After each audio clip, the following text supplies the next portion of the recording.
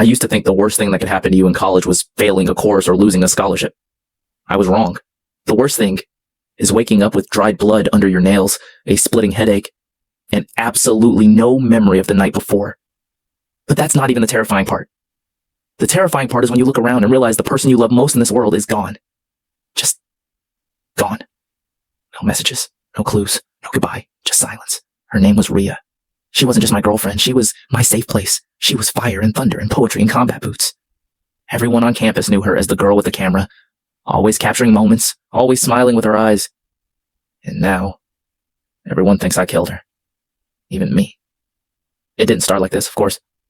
4 months ago, life felt simple. I was Julian, second-year psychology student, football scholarship kid, the quiet type.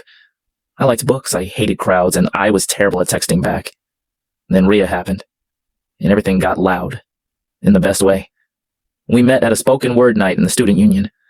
She got up on stage, stared down a crowd of 50 people, and recited a poem about betrayal and broken girls who refused to stay broken. I was stunned. She saw me staring and said, "You look like someone who's trying really hard not to feel anything. How's that going for you?" That's how we started. She cracked me open without permission, and I let her.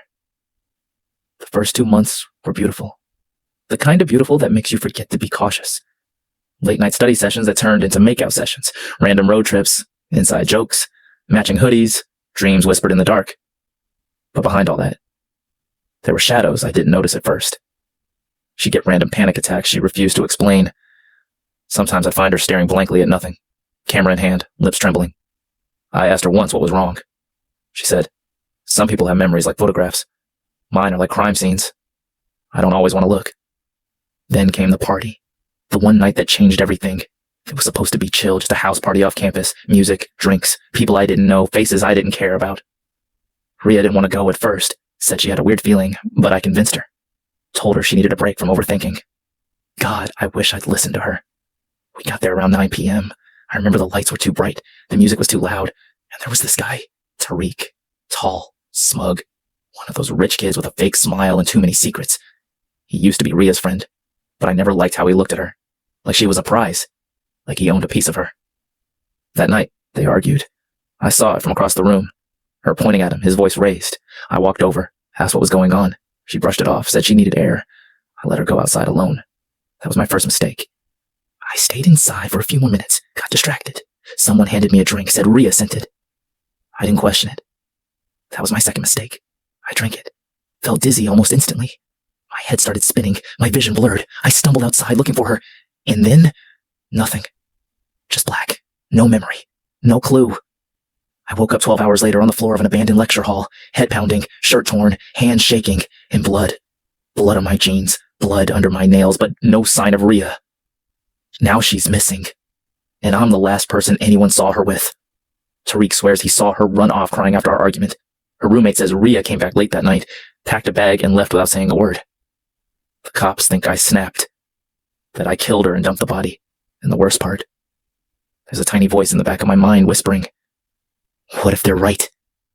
What if I hurt her? What if I'm a monster and I don't even know it? But I'm gonna find out the truth, even if it kills me. Because if she's alive, she's in danger. And if she's dead, she deserves justice. Even if I'm the one who took her life. The first 48 hours after Rhea went missing were the slowest days of my life. I didn't tell anyone at first.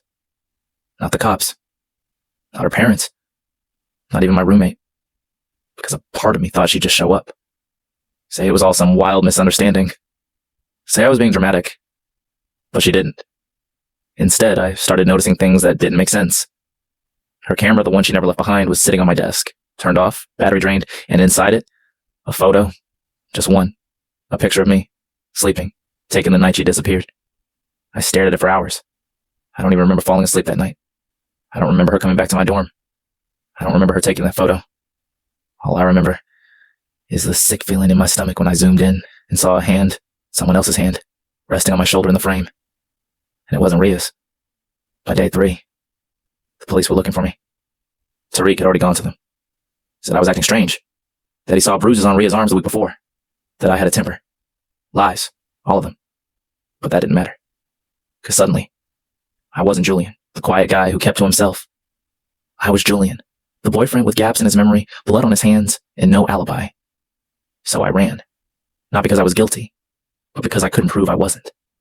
I started digging, looking for answers Rhea would have wanted me to find. That's when I hacked her cloud storage. She always backed up her photos. I found dozens I'd never seen before. Pictures of strangers, candid shots of couples arguing, a blurry photo of Tariq with someone I didn't recognize. And then, one file marked only with a date, February 14th. I clicked it. It wasn't a photo. It was a video. Rhea was sitting in her dorm, camera propped up, her voice shaky, eyes red. She said, "If something happens to me, if I disappear, or if they say I ran away, or overdosed, or whatever lie they come up with, please know it wasn't an accident. There are things going on in this school that nobody's talking about. People are getting paid to stay quiet. And I think I saw something I wasn't supposed to." She paused. "I love you, Julian. I'm sorry." The video ended. And I broke. Because now, I knew. This wasn't just a misunderstanding. This wasn't a breakup or a suicide. This was a cover-up. And someone wanted her gone. I made a list of suspects. Tariq. Obvious. He hated me. Still had feelings for Rhea. His family basically funds half the college. Professor Klein, head of the psychology department. Rhea told me she caught him meeting with a student behind closed doors. She wouldn't say who. Her roommate Casey. Too quiet. Too clean. Something in her eyes didn't sit right with me when I asked if she'd seen Rhea. Like she was trying to remember a story she rehearsed. But the worst part? Each one had motive. And each one was connected to Rhea in ways I hadn't seen before. I went to Casey first. She slammed the door in my face. I broke in through the window after she left for class. Inside her closet, behind some old coats, I found it. Rhea's journal. Pages torn out. Ink smeared like someone tried to destroy it in a panic. But one sentence stood out. Written in capital letters 3 times over, "He knows, he knows, he knows." But who? Who was he? I kept digging. I had to. The more I found, the less I recognized the people around me. The professors I trusted, the friends I shared meals with, even Rhea. She had secrets. Dark ones. Ones that made me question whether I ever really knew her. But I loved her anyway. And if someone hurt her, I'd burn everything down to get the truth. It felt like the walls were closing in. I had more questions than answers. And the more I dug, the deeper the hole seemed to get. Rhea's journal, the cloud storage, the secrets I wasn't meant to find. It was all leading somewhere dark. But I wasn't ready for where it would take me next. I had to confront Tariq. He was the first piece of the puzzle I needed to crack. I found him at the cafe on campus, sipping his coffee like nothing was wrong. He looked at me, like he always did, like I was just some weird introverted guy he had to deal with. But today, I wasn't that guy anymore. "Tariq," I said, standing in front of him. "We need to talk." He raised an eyebrow, setting his cup down slowly. "About what?" "About Rhea." He leaned back, his posture shifting into that familiar smugness. "She's gone, man, you know that." "I know she's gone." I shot back, my voice tightened. "But I know she didn't just disappear. You're lying to me." Tariq didn't flinch. He just smiled that smile that made me want to punch him in the face. "You're really blaming me for this, Julian. You don't even know what you're talking about. She was crazy. She didn't want to be with you anymore." I wanted to hit him. The rage was building up in me, but I forced myself to stay calm. "No, Tariq," I said, my voice dropping to a whisper. "She knew something. She found something out, and now she's gone. You were involved in this. I can feel it." His eyes hardened, the fake charm falling away. For a moment, I saw something real. Something dangerous.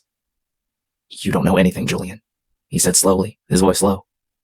"You really don't know what you're dealing with." That's when it clicked. Rhea had been talking about something that was going on at the school. The way she'd been looking into the administration, the professors, the shadowy meetings. It wasn't just about a cheating boyfriend. It was about something bigger. Much bigger. I left the cafe, the knot in my stomach tighter than before. Tariq wasn't going to talk. But something else, something I'd seen in his eyes, told me he was scared. And that meant there was something he was hiding. I went to the library after that, searching for anything that could help me connect the dots. I'd been avoiding this place. The books, the whispers between students, it all felt like I was in a foreign world now. Then, I saw it. A book left on the table. The title wasn't important, but it was the notes inside it that caught my attention. They were handwritten, scribbled in the margins. "The society hides behind the faculty. They'll stop anyone who gets too close." I froze. It was a reference to a secret society. I'd heard rumors, whispers of a group on campus that was pulling the strings behind the scenes, but I thought they were just that, rumors. But now, I wasn't so sure. I started piecing things together. Rhea had been digging into something big, something dangerous. Professor Klein with his shady meetings, Tariq with his connections, and Casey, who had known more than she was letting on. All of them connected to something I couldn't see. But I was going to find out. I started reaching out to people who might know more. Friends of friends. People who were more in the know about the darker side of campus. And then I got the message. It was an email from an anonymous address. "You're getting too close, Julian. If you keep digging, you'll regret it. Rhea isn't the only one who's gone." My blood ran cold, but I couldn't stop. I wouldn't stop. I was so close to uncovering the truth. The next day, I found myself standing in front of Professor Klein's office. The door was slightly ajar, and I could hear voices inside. I pushed it open slowly, and there he was, sitting across from a student I didn't recognize. The next few days were a blur. I couldn't sleep, couldn't eat. I kept hearing Rhea's voice in my head over and over again as I pushed through the madness. The whispers on campus, the hidden messages, the things no one wanted to admit. The deeper I dug, the darker it became. Professor Klein's office had been empty when I pushed the door open that day, but the student he'd been talking to was still there. I didn't recognize him, but there was something unsettling about the way he was fidgeting with his notebook, like he was waiting for something. I couldn't wait for long. If I wanted answers, I had to take control. I didn't break into Klein's office, though I thought about it. Instead, I waited until late that night when the campus was deserted. I'd been tracking his movements for days, and I knew he'd be back to retrieve his things from his desk. I wasn't going to let him leave until he told me everything. When he finally entered the office, I was already standing there, hidden in the shadows. His surprise was evident as he stepped inside, but he quickly masked it with a practiced calm.